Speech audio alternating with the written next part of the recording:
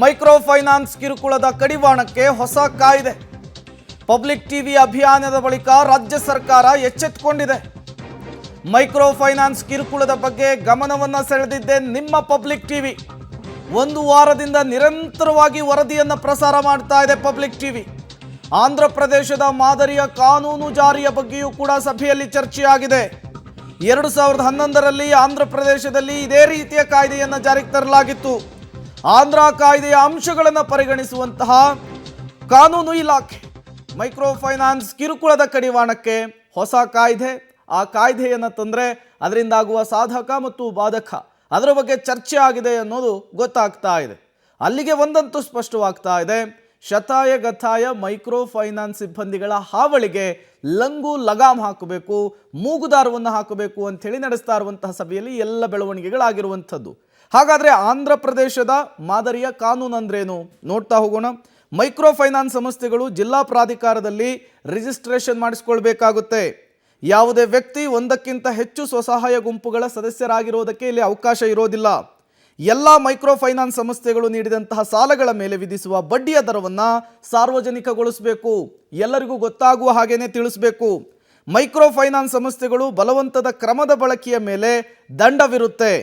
ಯಾವುದೇ ನಿಬಂಧನೆಯನ್ನು ಉಲ್ಲಂಘಿಸುವ ವ್ಯಕ್ತಿಗೆ 6 ತಿಂಗಳವರೆಗೂ ಅವಧಿಗೆ ಜೈಲಿರುತ್ತೆ ಅಥವಾ 10,000 ರೂಪಾಯಿವರೆಗೂ ದಂಡ ಇರುತ್ತೆ. ಇದನ್ನು ಈಗಾಗಲೇ ಆಂಧ್ರದಲ್ಲಿ ಜಾರಿಗೆ ತಂದಿರುವಂಥದ್ದು, ಅದು ಸಕ್ಸಸ್ ಕೂಡ ಆಗಿರುವಂಥದ್ದು. ಅದೇ ಮಾದರಿಯನ್ನು ಯಥಾವತ್ತಾಗಿ ರಾಜ್ಯದಲ್ಲೂ ಕೂಡ ಅನುಷ್ಠಾನಕ್ಕೆ ತರುವುದಕ್ಕೆ, ಜಾರಿಗೆ ತರುವುದಕ್ಕೆ ರಾಜ್ಯ ಸರ್ಕಾರ ಚಿಂತನೆಯನ್ನು ಮಾಡಿದೆ ಅನ್ನೋದು ಇವತ್ತಿನ ಸಭೆಯಲ್ಲಾದಂತಹ ಚರ್ಚೆಯ ಮೂಲಕ ಗೊತ್ತಾಗ್ತಾ ಇದೆ. ಆಂಧ್ರ ಮಾದರಿಯ ಫೈನಾನ್ಸನ್ನು ರಾಜ್ಯದಲ್ಲಿ ಜಾರಿಗೆ ತರುವ ಮೂಲಕ ಈ ಮೈಕ್ರೋ ಫೈನಾನ್ಸ್ನ ಹಾವಳಿಗೆ ಬ್ರೇಕ್ ಹಾಕೋದಕ್ಕೆ ರಾಜ್ಯ ಸರ್ಕಾರ ಚಿಂತನೆಯನ್ನು ನಡೆಸಿರುವಂಥದ್ದು. ಮತ್ತಷ್ಟು ಡೀಟೇಲ್ಸ್ ಕೊಡ್ತಾರೆ ರವೀಶ್, ನೇರ ಸಂಪರ್ಕದಲ್ಲಿ ಜಾಯ್ನ್ ಆಗಿದ್ದಾರೆ. ರವೀಶ್, ಈಗ ಆಂಧ್ರ ಮಾಡೆಲನ್ನೇ ರಾಜ್ಯಕ್ಕೆ ಯಥಾವತ್ತಾಗಿ ತರಬೇಕು ಅನ್ನುವಂತಹ ಚರ್ಚೆ ಆಗಿದೆ ಅನ್ನೋದು ಗೊತ್ತಾಗ್ತಾ ಇದೆ. ಏನಿದು ಆಂಧ್ರ ಮಾಡೆಲ್? ಇದನ್ನು ರಾಜ್ಯದಲ್ಲಿ ಅನುಷ್ಠಾನಗೊಳಿಸಿದರೆ ಹೇಗೆ ಈ ಮೈಕ್ರೋ ಫೈನಾನ್ಸ್ ಸಿಬ್ಬಂದಿಗಳ ಆಟಾಟೋಪಕ್ಕೆ ಬ್ರೇಕ್ ಹಾಕಬಹುದು ಅಂಥೇಳಿ?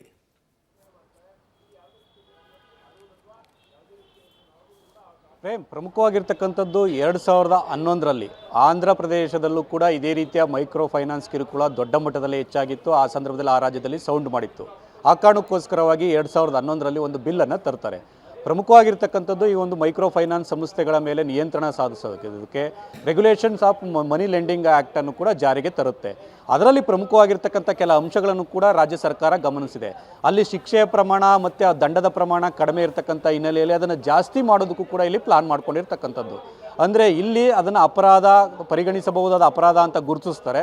ಜೊತೆಗೆ ಜಾಮೀನು ರಹಿತ ವಾರೆಂಟನ್ನು ಇದು ಮಾಡಿ ಬಂಧಿಸಬೇಕು.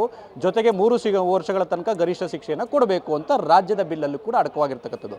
ಅದ್ರ ಜೊತೆಗೆ ಯಾವ ಕಂಪನಿ ಎಷ್ಟು ಬಡ್ಡಿಯನ್ನು ನಾವು ವಿಧಿಸ್ತಾ ಇದ್ದೇವೆ ಅನ್ನೋದನ್ನ ಸಾರ್ವಜನಿಕವಾಗಿ ಪ್ರಕಟಣೆ ಮಾಡಬೇಕು ಅಂತ ಕೂಡ ಆಂಧ್ರ ಪ್ರದೇಶದ ಬಿಲ್ಲಲ್ಲಿ ಇದೆ. ಅದನ್ನು ಕೂಡ ರಾಜ್ಯ ಸರ್ಕಾರವು ಕೂಡ ಜಾರಿಗೆ ತರುವಂಥ ಸಾಧ್ಯತೆ ಇದೆ. ಅಂದರೆ ಈಗಿರ್ತಕ್ಕಂಥ ರೂಲ್ಸ್ ಪ್ರಕಾರ RBI ಗೈಡ್ಲೈನ್ಸ್ ಪ್ರಕಾರ ಶೇಕಡ 26ರ ತನಕ, ಶೇಕಡ 26% ತನಕವೂ ಕೂಡ ಬಡ್ಡಿಯನ್ನು ಗರಿಷ್ಠ ವಿಧಿಸ್ಬೋದು ಅಂತಲೂ ಕೂಡ ಗೈಡ್ಲೈನ್ಸಲ್ಲಿ ಇದೆ.